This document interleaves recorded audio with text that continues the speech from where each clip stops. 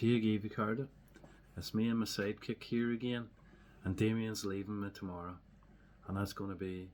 I don't know what I'm going to do. I'm going to miss him. Who am I going to give abuse to? Like it's going to be very difficult. So Damien's. What did you think? How have you enjoyed your trip to Ireland? Well, obviously, you want to think that Ireland is going to be an amazing place to go, and everyone's friendly, and it's obviously a very beautiful place. And I've not been disappointed at all. It's been an incredible time. I've been here 10 days. It feels like I've been here for a month. But every place we've been to, every day has been absolutely joyful. And you get a real sense of freedom here. Driving around in a camper van, I think one of the highlights was Mullock Moor, where we were for 2 nights. It's almost like a nature reserve for humans. You can park anywhere. You could go and live there for a year and no one's going to bother you. There's camper vans everywhere, and there's facilities. It's ours basically. That's what it feels like, and you don't get really that sense anywhere else. In Donegal. There were camper vans lined up in some of the best car parks overlooking the river. So once you know that you can go to a place like that, just off the high street basically, and you could stay there for 4 weeks, and no one would complain. And it kind of makes sense because if people are on their summer travels, they want to park in the best places near to the town centres and go out and spend their money there. So it would be nice if we had that. People are a bit unsure about the rules of staying in camper vans in places. I think governments need to set out a plan so that everyone knows where they are. It's not perfect because you get to a lot of places where there's height restrictions and you can't get your van through. But there's certainly it's a lot freer, and that's probably to do with just the nature of the Irish people. They're very welcoming. I've had so many conversations that I wouldn't have had anywhere else. If you were just going about your daily business in England and then somebody came up and started talking to you, you'd generally wonder what the hell's that all about. Whereas here, if you were stood next to someone who you didn't know, you'd be expected to just talk to each other, to just strike up a conversation. It's not an odd thing to do. It would be more weird just to stand there and not say anything. So, I'm not saying this is a criticism. If English people are more reserved, there's a reason for that. It may be the way they're brought up. As schools tend to be, they want you to obey rules, and it doesn't necessarily allow you to express yourself. I mean, I feel that myself. I'm inhibited. I don't particularly want people just talking to me the whole time when I'm going about my business because it's not something I'm used to. So. But if you're coming here for a holiday, it's lovely, and if you do get into conversations with people, they just want to tell you so many stories.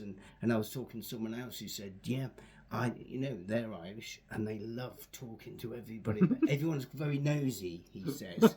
And whereas I suppose in England, you'd feel rude if you were asking certain questions. But I think in Ireland, everyone has this shared culture and they love talking about each other's families. And obviously the struggle in Ireland over the years has probably made the country much closer together, and they have that shared history, and in a way that they're still trying to deal with that, and they've been the oppressed over the years. I think there's this thing where, like, if you look at British history, we're never the underdogs, are we? We're always the ones who are invading. So basically, anyone who has a problem with us invading a country, everyone is a terrorist to us. And yet, when you actually look into the details, if you invade a country and somebody fights back at you, we would call them a terrorist. But obviously, everyone understands that you have every right to throw off the invader. And of course, terrorists are not us English people, are they ever? Because we've never had to be. We've never really had to throw off other countries which have invaded Britain. Hitler failed to do it. And there's this thing about the Holocaust, this terrible thing. We've all been growing up. We all agree that the Holocaust is a dreadful, evil thing, but we're told that it was uniquely evil. And the reason they do that is because we were the victims of it. We carried out genocides America is it is what it is, because they genocided the Red Indians, the Aborigines in Australia. They were wiped out by us. Me and Kevin were talking about this. There have been loads of genocides. And if you look at what Hitler did, he was adopting tactics that we used on other countries, and that was acceptable to us. I mean, they always say that, Britain invented concentration camps. If you look at the nations we invaded and plundered, and we killed the natives, virtually wiped out entire populations, it was only when it was turned on us that this was said to be the worst incident in all humanity. And it's that thing that our own tactics were turned on us.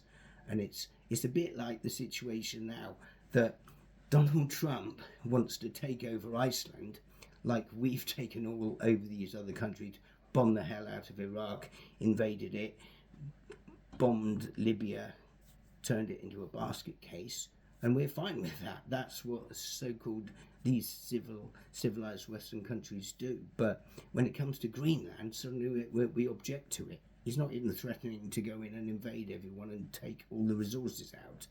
So it's the way that we're brought up to look at things, and the genocide, it applies to Ireland. When you look at the fact that, I think Kevin was saying that Ireland should have 8 million people, but it's got 5 million, because a lot of people were starved to death in the famine, or were forced to flee and go all around the world. So that's probably all I would say on that. And we've gone from talking about how to have a nice holiday in Ireland, and we've come back to the genocide question again. Damien, it just shows Damien has been a lifelong activist, and he's got soul, and he cares, and he's not, he's a good person, and he knows history, and I would just say, when I started going to England in the late 80s, and I told Damien today, I was never insulted by English people, even when Irish people were blowing up Canary Wharf and I was there. Never, always welcoming, no prejudice, and I really respect them, and I've loved mixing with the English people. They are a bit reserved, that's true. That's just their nature. They're not as friendly as the Irish people, but when you get to know them, they have a heart of gold, and they're good people. So, and what I've learned is that I used to hate the thought of English people, when we were growing up in the Troubles, but I soon realised none of this was the English people. It's the 1% all the time. The English people didn't benefit from our oppression for 800 years. It was the ones at the top, the 1%. And English people are very welcome in Ireland, and they're loved in Ireland, and sure, half of them are Irish. So I'm really glad you've enjoyed your stay here. And Damien has always been into music, haven't you? And Irish, Christy? Well, it just happens, yeah. I mean, I think my brother's always had a good musical taste, and the Pogues may have been one of the first bands that I was exposed to, and I just loved the sort of energy of that. But I do like a nice tune and lyrics. I like lyrics that are meaningful, and so that leads you on to, I mean, Christy Moore is the perfect example of that. A lovely, beautiful, sort of lilting voice with words that really mean something. Billy Bragg was probably my musical hero when I was sort of thinking about playing a guitar or whatever. Again, he's a political singer, so that would have appealed to me. His lyrics are very clever, very brilliant, very meaningful. He writes some really lovely really brilliant love songs, which people don't really give him credit for. So, and then you look at all the Irish music, lovely musical instruments, lovely, and I like the Irish voice. That really helps. The sort of tone of someone's voice for me is almost make or break. If you like their voice, then that's half of the battle, isn't it? So yeah, so I played the guitar reasonably badly. We took it up to Mulletmore and I played 2 or 3 songs. Yeah, I'll vouch for that. Yeah, it was average. It was good crack though. Yeah, it was. We had a great time up there. Yeah.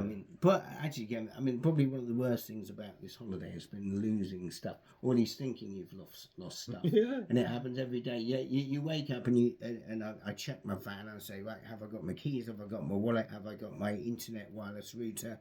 And I mean, just this morning I couldn't find my phone, and I was thinking, oh my God, I'm going to have to go back to the pub and retrieve that. But I found it down the side of the van in the end. And the other night, obviously, we actually left the pub, didn't we? Not only without two of my gadgets, but with someone else's phone that didn't belong to Yeah, us. that's typical So of the English.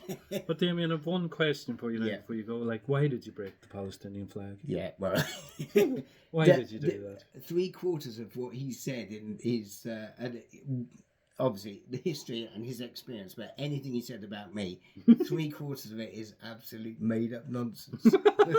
So Absolutely. that's pretty much how that's worked. You know, he's got to entertain himself somehow by sort of smearing people. He shouldn't really be on the left at all. You should be joining the Zionist smear troll box, shouldn't you? Really. When it comes to you, yeah. Damien, you've made friends here. You'll never be alone when you come to Ireland. You've met so many people, and it's been an absolute pleasure. You've been invaluable, and I hope we're friends forever. Well, Kevin, you have been amazing, and you're the one who's been doing all the walking. It's all And teamwork, I mean, boy. going up the hill today, he just happened to add a mountain to his trip at the last minute, and he was carrying his backpack with the flag and the poster on the back. It was really heavy. I had to carry it across the car park at one point, and I thought, bloody hell, why would you take that up the mountain? You don't have to, other than the fact it does have the Palestinian flag, and that's the whole reason he's doing it. Well, But I actually did get slightly further than halfway. you were a third of the way up, and you once No, again. no, over halfway. A third is less than a half. Okay, Yeah, Damien, I was approaching 2/3. Listen, he couldn't even carry the backpack across the car park at the bottom of the Croagh-Patrick. So yet again, that's the difference between an Irishman and an Englishman. We'll leave it at that, I think, Damien. Thanks for everything. Slán. Nice one. See you, folks.